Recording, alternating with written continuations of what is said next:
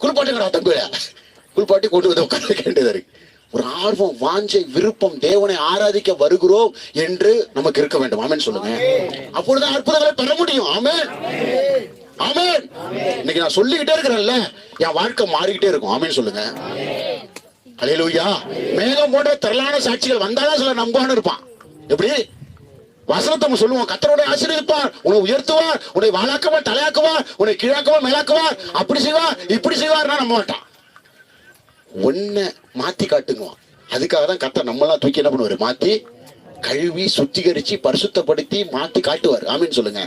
சாட்சியம் பலருக்கு நிறுத்துவார். ஆமீன் சொல்லுங்க. ஹல்லேலூயா, ஹல்லேலூயா சொல்லுங்க. பாருங்க, சகோதரி மனோகரி குடும்பத்தை எப்படி கர்த்தர் உயர்த்தினார். சகோதரர் சதீஷ் எப்படி உயர்த்தி பெங்களூர்ல நல்ல ஜாப் எப்படி பாருங்க பாருங்க. கர்த்தருக்குள்ள ஒரு அம்மா வந்தாங்க, பிள்ளை வந்தாங்க, குடும்பம் அப்படி